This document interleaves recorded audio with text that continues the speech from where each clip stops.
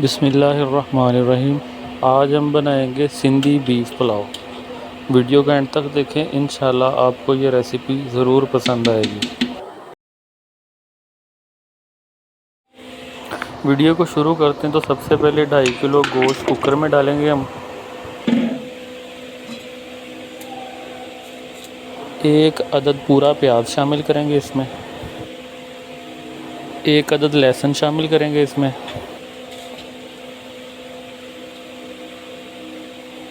एक चम्मच नमक शामिल करेंगे।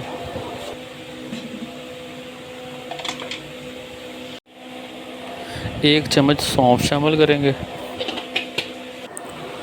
थोड़ी सी दालचीनी शामिल करेंगे इसमें। 2 बड़ी इलायची शामिल करेंगे इसमें। साबुत गरम मसाला 1 चम्मच शामिल करेंगे इसमें।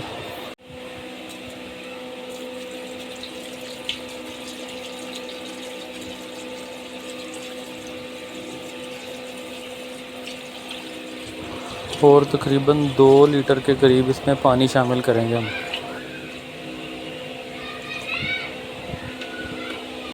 4 से 5 सब्ज़ इलायची शामिल करेंगे इसमें। अब कुकर का ढकना बंद करके 20 मिनट के लिए स्टीम करेंगे इसको।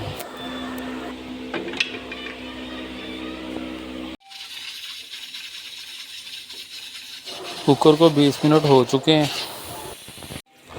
2.5 किलो चावल अच्छी तरह धोकर 20 से 25 मिनट के लिए हम पानी में भिगो कर रख देंगे।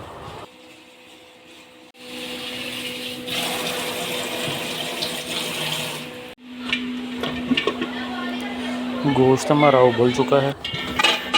अब एक बड़ा पतीला चूल्हे पर रखकर इसमें 1.5 कप कुकिंग ऑयल शामिल करेंगे। 350 ग्राम कटे हुए प्याज शामिल करें और ब्राउन कर लें इनको।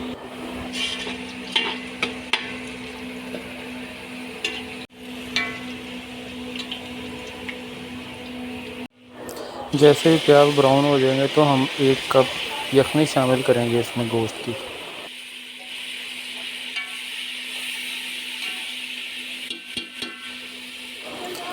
अदरक, लहसुन, सब्ज़ मिर्च और लाल मिर्च का पेस्ट शामिल करेंगे इसमें 3 चम्मच।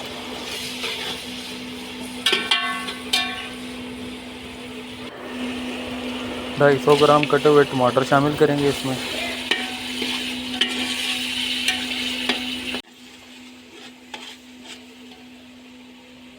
मसालों की क्वांटिटी ऊपर लिख दी गई है, इस हिसाब से शामिल करेंगे हम।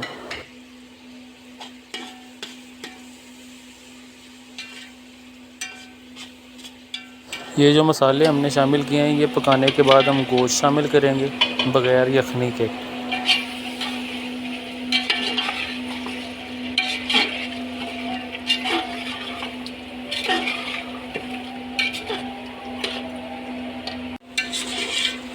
पाँच से 6 अदद आलू बुखारा पानी में भिगोए हुए वो शामिल करेंगे इसमें हम पानी समेत। 125 ग्राम इमली शामिल करेंगे इसमें।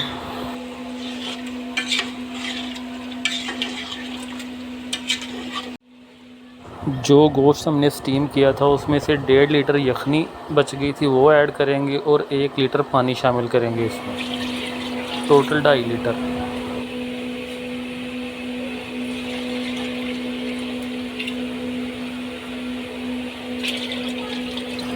अब जैसे ही ये पानी उबल जाएगा तब हम चावल शामिल कर देंगे इसमें।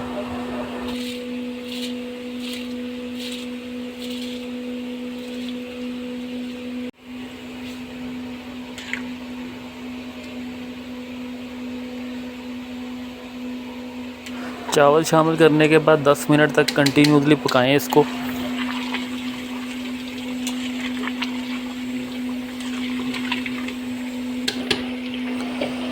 अब इसको हम 15 मिनट के लिए स्टीम करेंगे, जिसे हम दम भी कहते हैं, दम लगाएंगे।